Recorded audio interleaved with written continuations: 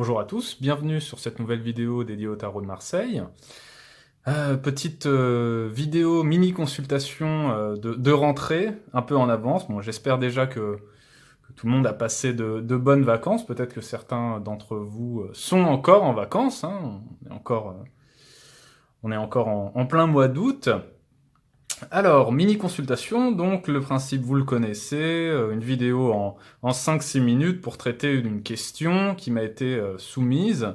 Alors là, c'est une question, c'est un tirage que j'ai déjà fait dans le cadre d'une session de free tarot, donc bon, ça m'arrive des fois de me balader un peu dans Paris ou ailleurs avec mon tarot, de m'installer quelque part et de laisser les gens venir me poser des questions. Donc là, je vais reproduire un tirage que j'ai trouvé intéressant, que j'ai fait à cette occasion-là.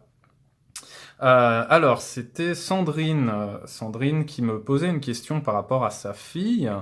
Euh, alors, elle m'a expliqué rapidement la situation. Donc, il y avait des tensions entre sa fille, elle et son père, donc au sein de la famille. Tout le monde vit sous le même toit.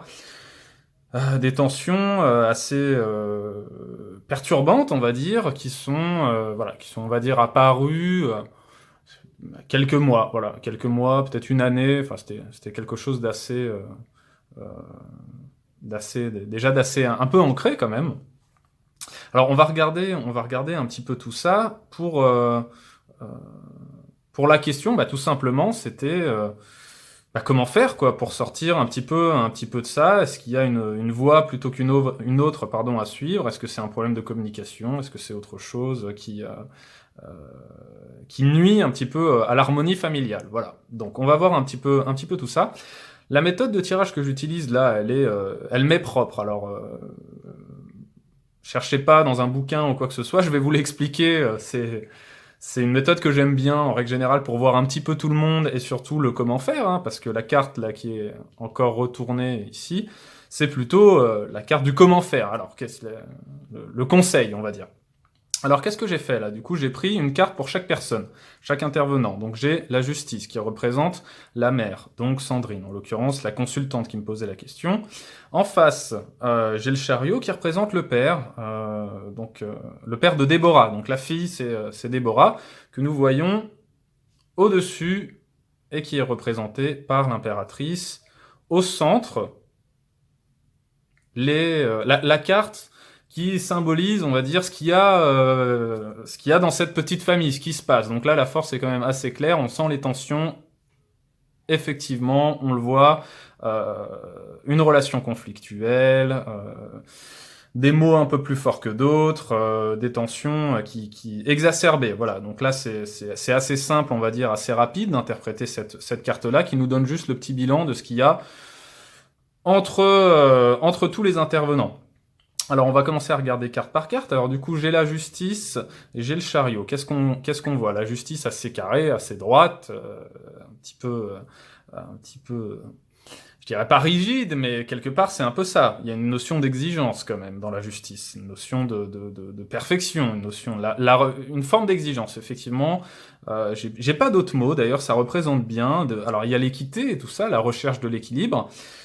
Mais je pense que pour cette Déborah, qui est représentée par une impératrice, on a quelqu'un d'un peu trop, cette justice-là, peut-être un peu trop figée, pas forcément tout à fait ouverte aux idées que pourrait avoir Déborah. Alors on va expliciter ça un petit peu plus tard. Le chariot, donc le père, qui représente là aussi quelqu'un de très décidé, euh, qui, dès qu'il a un objectif, n'en démord pas, et c'est un conquérant, le chariot, hein. C'est quelqu'un qui se laisse pas détourner de son chemin. C'est-à-dire que s'il a donné un cap, on suit ce cap, et puis c'est tout.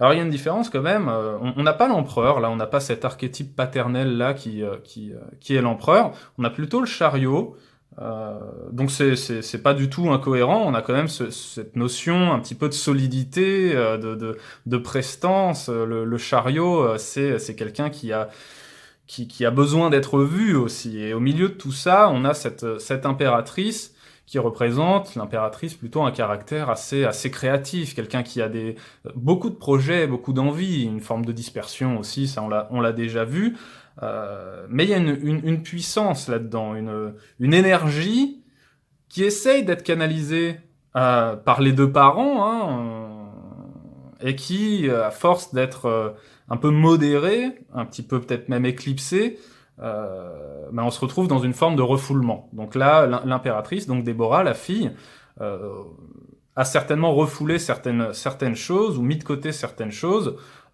pour convenir un petit peu au cadre familial. Et puis là, ça pète parce que bah, forcément, l'impératrice, on lui donne pas des ordres. C'est plutôt elle qui décide d'habitude.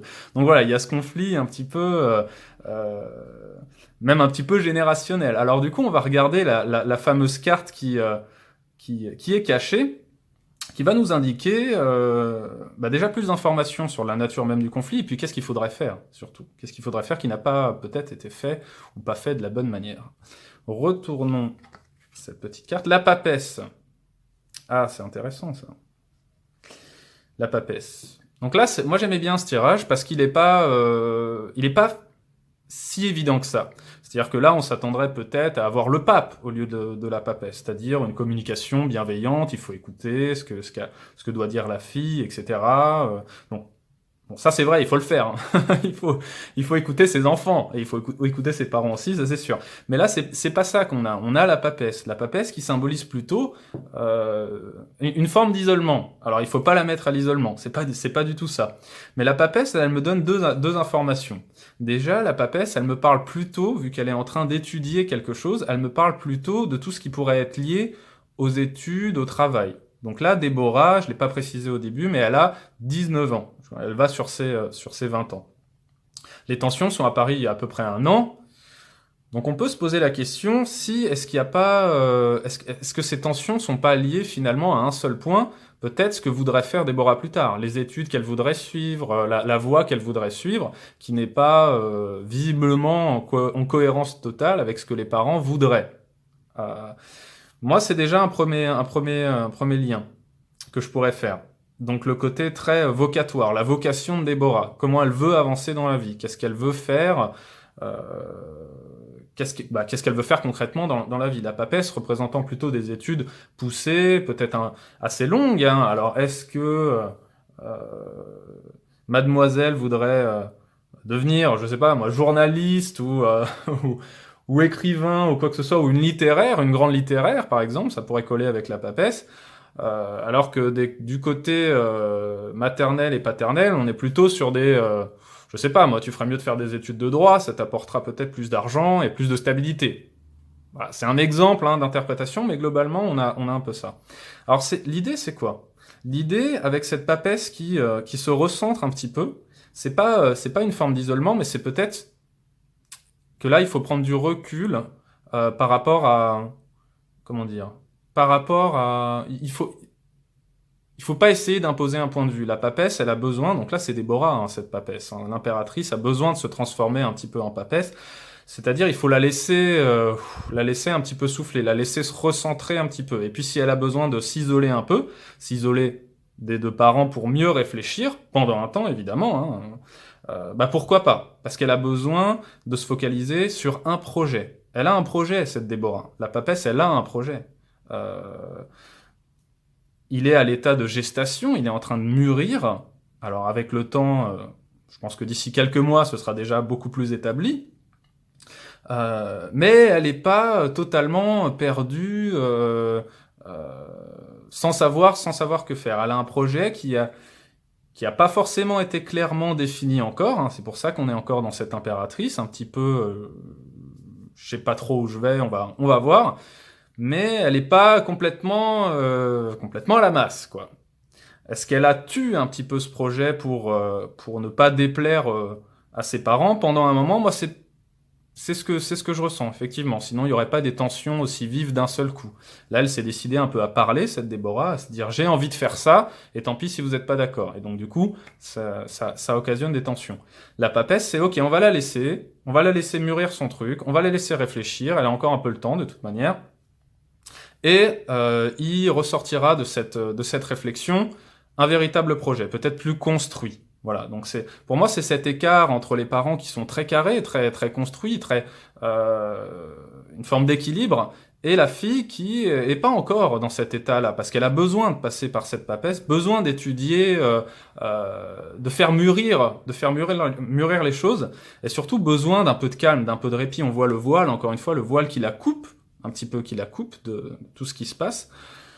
Voilà, on va relâcher un petit peu la pression sur cette Déborah. On voit qu'on attend beaucoup de Déborah, hein. C'est l'impératrice, hein, donc peut-être qu'il y a beaucoup trop d'attentes pour l'instant. Beaucoup trop de pression aussi. L'impératrice aime pas trop ça, la pression. La force, c'est aussi des tensions qui peuvent être liées à ça. Donc voilà, un peu de relâchement, un peu de sagesse, un petit peu de retrait aussi. Parfois, la meilleure communication, c'est de ne pas trop communiquer, justement.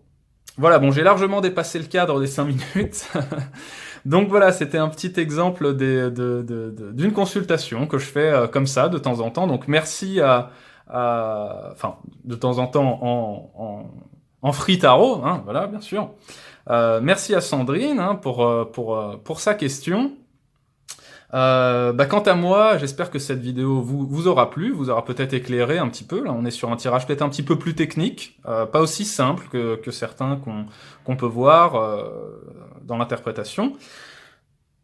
Alors, j'espère voilà, que tout ça vous aura plu. N'hésitez pas à vous abonner à la chaîne encore une fois. Les mini-consultations, j'en fais une fois par mois à peu près.